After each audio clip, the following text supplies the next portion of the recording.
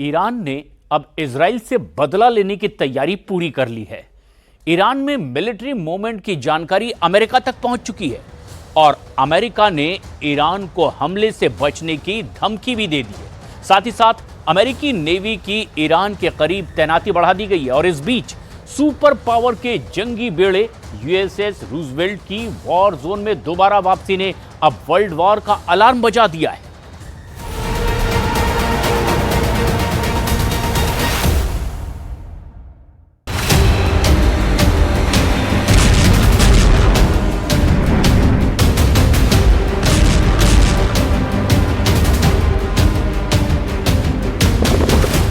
अब तक जो युद्ध हुआ वो सिर्फ ड्रिलर था, जिसमें इजराइल अपने दुश्मन लड़ाका ग्रुप्स को मन मुताबिक पीटता रहा, जहां चाहा वहां घुसकर बारूद बरसाता रहा।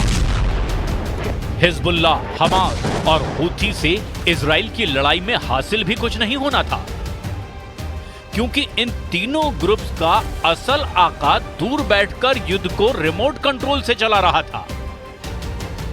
मगर अब उसी मास्टरमाइंड ने आर पार की जंग का ऐलान कर दिया है। ईरान के सुप्रीम लीडर अली खामनेई ने अपने सबसे बड़े दुश्मन अमेरिका और उसके सबसे ताकतवर देश को दहलाने का जो ऑर्डर दिया है, उस पर एक्शन किसी भी वक्त शुरू हो सकता है। अमेरिका इसी एक्शन को रोकने के लिए दिमागी कसरत कर रहा है।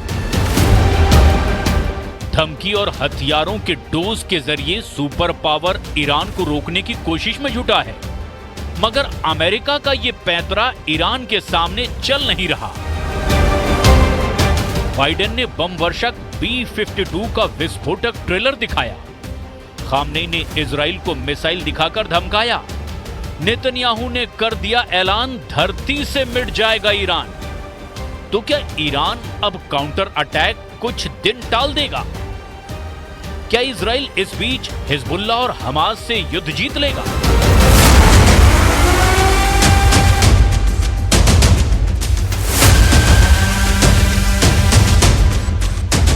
इजराइल की भीषण बमबारी, जंगी जेट से मिसाइल प्रहार, टैंकों से बारूदी गोलों की बौछार, तूफानी होता ग्राउंड ऑपरेशन बहुत कुछ क्लियर कर रहा है। इजराइल डबल फ्रंट पर दुश्मन को दबोचता चला जा रहा है, मगर तेहरान से आए इंटेलिजेंस इनपुट ने नेतन्याहू के दिल की धड़कन बढ़ा दी है। बाइडेन को दी गई जानकारी के बाद पेंटागन भी अलर्ट मोड में आ गया है। यूएस एयरफोर्स के मिनोट एयरफोर्स बेस को सुपर एक्टिव कर दिया गया है। खामनेई की धमकी के महज 24 घंटे के अंदर पूरे ईरान में सैन्य हलचल बढ़ा दी गई है। वजह ईरान के सुप्रीम लीडर की वो चेतावनी है जिसमें उन्होंने इजराइल के साथ अमेरिका को भी सबक सिखाने का ऐलान किया है। ईरान अब इजराइल के हमले का जवाब देने के लिए अपनी सभी सेनाओं के साथ फाइटर ग्रुप के महाविनाशकारी हथियारों का भी इस्तेमाल कर सकता है।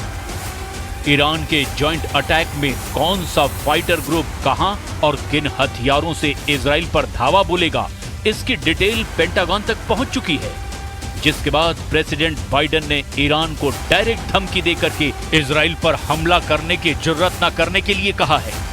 प्रेसिडेंट जो बाइडेन ने तेहरान तक ये मैसेज स्विस चैनल के जरिए भिजवा दिया है। वॉलर न्यूज के मुताबिक वॉशिंगटन ने तेहरान को साफ संदेश दिया है कि इजराइल पर हमला हुआ तो अमेरिका नेतन्याहू को जवाब देने से नहीं रोकेगा। इसके साथ ही अमेरिका इजराइल को दुश्मन पर हमले में हर तरह से मदद पहुंचाना जारी रखेगा।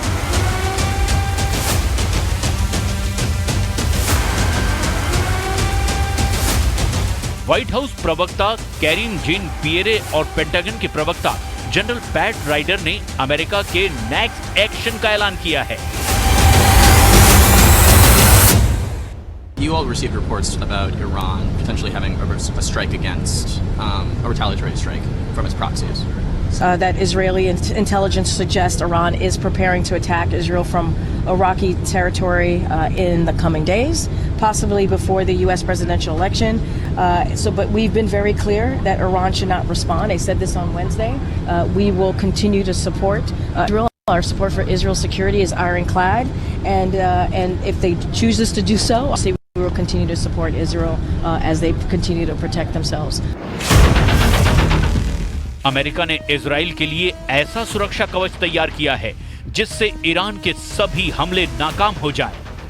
इसकी पहली झलक वॉर जोन में सुपर पावर की बम वर्षक B-52 के धमाकेदार एंट्री से दिखाई गई है, जिसके साथ अमेरिका ने ईरान के मिसाइलों को मार गिराने के लिए विध्वंसक जहाज, जंगी जेट की पूरी स्क्वाड्रन, ईंधन भरने वाले विमानों की तैनाती को और बढ़ा दिया है।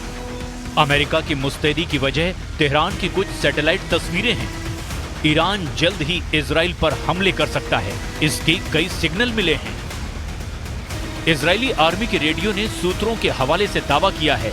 कान न्यूज ने भी ईरान के हमले का संकेत देने वाली तैयारी की पुष्टि की है। अमेरिकी सैटेलाइट ने ईरान से कुछ ऐसी तस्वीरें कैद की है जो इजराइल के लिए अच्छी नहीं है। सैटेलाइट तस्वीरों से पर्दाफाश हुआ है कि ईरान इजराइल पर हमले की तैयारी कर चुका है। अमेरिकी सैटेलाइट ने ईरान में मिलिट्री मूवमेंट रिकॉर्ड की है। ईरान आर्मी की यह हलचल खामनेई के आदेश के बाद रिकॉर्ड की गई है। دشمنان چه رژیم صهیونیستی چه ایالات متحده آمریکا در مقابل اون چه که نسبت به ایران و ملت ایران و نسبت به جبهه مقاومت انجام میدن قطعا پاسخ دندان شکنی رو دریافت خواهند کرد. ईरान चुप नहीं बैठने वाला। इजराइल के जंगी जेट के हमले के जवाब में मिसाइलों की सुनामी आनी तय है। इजराइल मीडिया में अगले हमले की तीव्रता पर अब कयास भी लगाए जा रहे हैं। इस बीच चैनल 12 न्यूज ने दावा किया है कि इजराइल का अनुमान है कि ईरान सीधे जवाब देने की बजाय इराक और यमन में अपने शिया मिलिशिया के जरिए बदला लेगा। ईरान इस ट्रिक से कई निशाने साधने में कामयाब हो जाएगा। फाइटर ग्रुप से हमला करवाकर खामनेई इजराइल के हमले का जवाब भी दे देंगे और ईरान पर युद्ध शुरू करने का आरोप भी नहीं लगेगा। ईरान की धरती से हमला न होने की सूरत में अमेरिका भी ईरान पर हमले की कोई वजह नहीं दे पाएगा। मिलिशिया लड़ाकों से हमला करवाकर ईरान इजराइल को एक नए फ्रंट पर उलझाने में भी कामयाब हो जाएगा।